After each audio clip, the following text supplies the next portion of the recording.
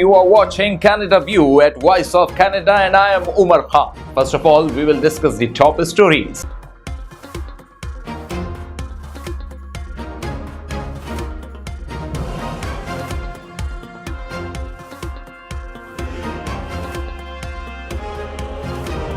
The Ontario government is moving the province into step 3 of the COVID-19 reopening plan nearly a week earlier than previously expected. The province launches into step 3 on July 16th with the loosening of social gathering limits. Outdoor gatherings are now limited to 100 people, while indoor gatherings expand to a 25-person limit. There are many places that will soon have no capacity limits, including both essential and non-essential retail. Zero gathering limits for indoor dining and for personal care services like barbershops and nail salons.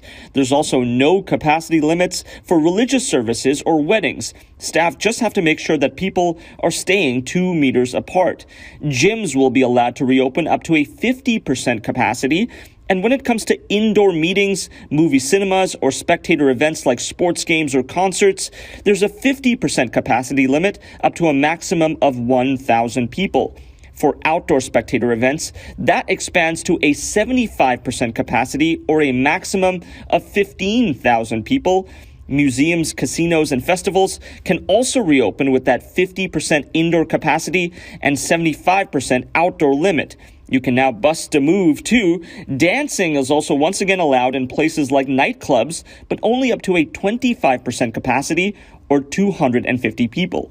Meanwhile, Ontario's mandatory mask mandate will stay in place for Step 3, unlike BC and Alberta that have made mask wearing optional. Step 4 would kick in August 6th, where things would go almost completely back to normal. Ontario's Chief Medical Officer of Health says he believes that to be a bit too ambitious of a target. COVID-19 vaccine maker Pfizer is facing criticism after the company announced plans to request emergency approval for a third booster shot.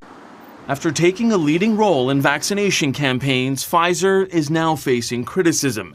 It says a third vaccine shot may be needed.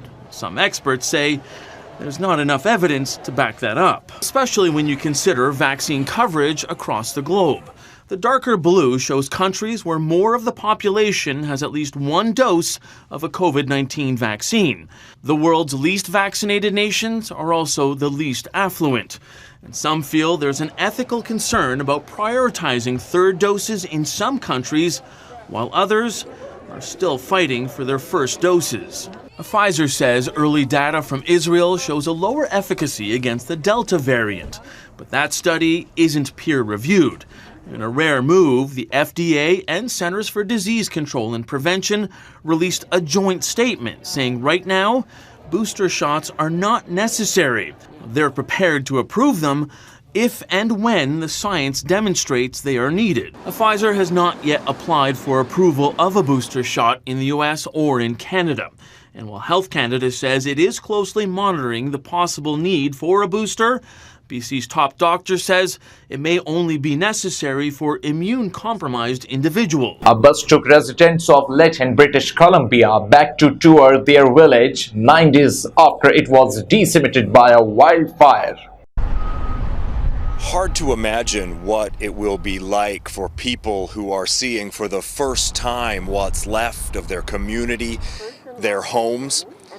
It is a mix of emotion. People fearful for what they will find, but determined that they need to see it firsthand. So many people from the community told me they couldn't make this trip. It was too much, too soon. Last Wednesday, fire consumed the village of Lytton and the surrounding area. In just a matter of minutes, the entire village was on fire and people were forced to run for their lives. 2 people died in this fire. It's hard to believe it's not more. Homes destroyed, buildings reduced to chimney stacks, and burnt-out vehicles litter the streets. Most people have been told they won't be allowed to return to the area until sometime in the fall. This bus tour just a glimpse of what they will need to rebuild. Right now, people still in a state of shock. Some telling the stories of their survival for the first time. Friday, the federal transportation minister issued an order halting all rail traffic and all construction on the CP and CN main lines in the area. People in the community believe that a passing CN freight train was the source of this fire. Investigators haven't yet made that link, only saying that it is human-caused. The investigation will be lengthy. The Calgary Stampede has kicked off, marking the first major event to take place in Canada since the COVID-19 pandemic began. In many ways, it was a return of the familiar. But a closer look and all is not the same. There were no crowds lining the parade route for this year's Stampede kickoff. Many participants wore masks. Stampede says it's allowed for more spacing this year. Staff are required to wear masks, and anyone who goes into the famous Nashville North dance tent will have to either take a rapid COVID test or provide proof of at least a single dose of vaccine. Many in the event planning and tourism sector are watching Stampede closely as it tests whether events of this size and scale can be done safely once again. Other businesses hard hit by the pandemic, having a brand as big as Stampede return is an important milestone too. Particularly as people gather off the Stampede grounds as well. The Wild Horse Saloon tent will offer live music and dancing downtown over the course of Stampede Week, but unlike Nashville North, there will be no rapid test or proof of vaccine requirement for entry. Wimbledon's defending champion Novak Djokovic has defeated Canada's Denis Shapovalov during a dramatic match at the semi-final. Energetic, powerful, intriguing. Positive comments flowed from Wimbledon commentators. Fans at the prestigious event were equally enamored with Denis Shapovalov. This was Shapovalov's first Grand Slam semifinal appearance, the 41st for Novak Djokovic. There were nail-biting moments, and the young Canadian made him work. But in the end, it was Djokovic who prevailed. He won in 2 hours and 44 minutes in straight sets. Semifinals of a Grand Slam, and you could see that he was emotional, and we're going to see a lot of him in the future, definitely. He's a great player. High praise for the 22-year-old Canadian, emotional at the end of his best ever Grand Slam run. Prime Minister Canada Justin Trudeau has announced federal funding for the Surrey to Langley SkyTrain project. His Worship Doug McCallum, Mayor of Surrey.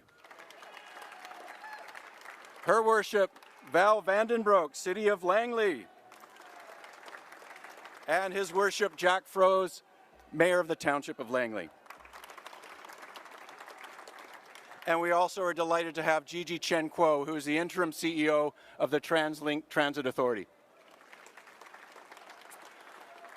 It's my pleasure to introduce a quorum of government caucus here today in terms of our MLAs that are present. With me are my good friends and colleagues, the members of the Legislative Assembly, Megan Dykman, the MLA for Langley East. Andrew Mercier, the MLA for Langley. Ginny Sims, the MLA for Surrey Panorama. Gary Begg, the MLA for Surrey Guildford. That we are seeing here the impacts of climate change, but we know the impacts of climate change are impacting the most vulnerable, including Indigenous peoples. And we need to be working in partnership, continuing to do the hard work together with Indigenous peoples, because that's what reconciliation is all about. I'm thrilled to be here with the Prime Minister. We actually don't do many events together other than Zoom nowadays, so it's great to be back. Premier Horgan, great to be in your beautiful province. And I look across and I see my amazing colleagues, many of whom have been advocating for this announcement for a long time. But first of all, my ministerial counterparts, Joyce Murray, Minister of Digital Government, MP for Vancouver Quadra, Harjit Sajjan, my good friend, Minister of National Defence, MP for Vancouver South. And for all of your tireless work for communities across the country. First, I'd like to acknowledge that we're on the shared, unceded traditional territory of the Katsi, Semiahmoo, Kwantlen, and other Coast Salish peoples. It's great to be here in Surrey with Premier Horgan. John, today we get to announce good news for British Columbians a second day in a row. Just like with childcare yesterday, today's public transit announcement will have a real impact on people's lives.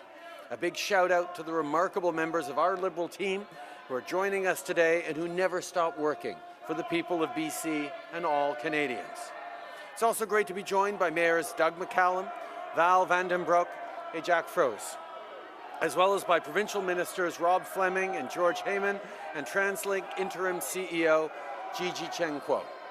Thank you all for being here. By working together, we will get results for Canadians, and that's what really matters. Places south of the Fraser River like Surrey and Langley are growing fast and have been for years.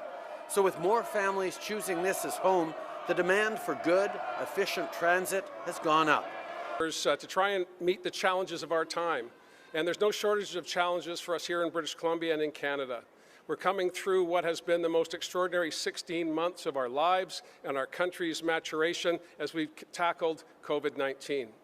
And as I said yesterday with the Prime Minister, unprecedented collaboration over that period of time, over 33 First Ministers meetings to deal with issues not from a partisan perspective, not from a regional perspective, but from a Canadian perspective. And that is how Canada and British Columbians have been able to get through COVID-19 with relatively few challenges.